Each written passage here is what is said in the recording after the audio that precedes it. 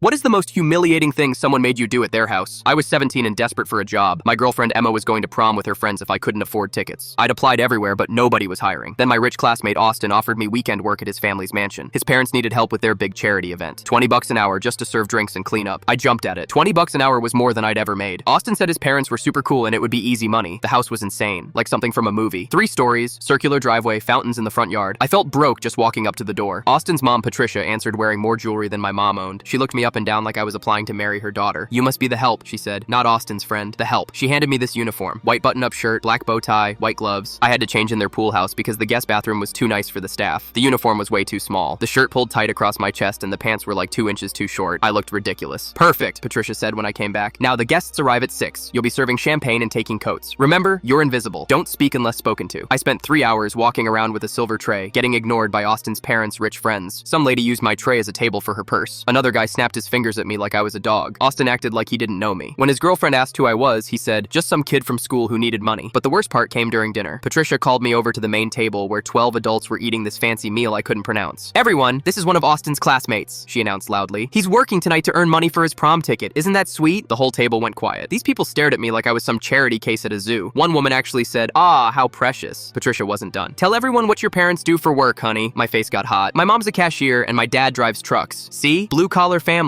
This young man is learning the value of hard work." She was using me as some kind of lesson for their spoiled kids. Then she made it worse. "Why don't you tell everyone about your grades? I heard you're quite smart despite your circumstances." I wanted to disappear. These rich people were nodding like I was performing tricks. One guy actually started clapping slowly. "Such a good example of pulling yourself up by your bootstraps," some lady said. Austin was looking at his plate, probably embarrassed to know me. His dad started asking me questions about my future plans, college applications, whether I had the money for applications. Everyone was listening like my whole life was entertainment for their dinner party. Patricia kept saying things like inspiration for us all and proof that anyone can make something of themselves. I stood there for 15 minutes being their personal poor kid show and tell. They passed me around the table like a trophy, each person asking condescending questions about my family's finances. When dinner ended, I was cleaning glasses in the kitchen when Austin finally came to find me. He handed me $80 and said, "Sorry about my mom, she gets weird at these things." I took the money and left without saying goodbye. Never talked to Austin again. Used that $80 to take Emma to dinner instead of prom. 20 years later, I own 3 restaurants downtown. Last month, Patricia called asking if I'd cater their anniversary party. I told her my minimum was $5,000 and I don't serve people who can't treat workers with respect. She hung up on me.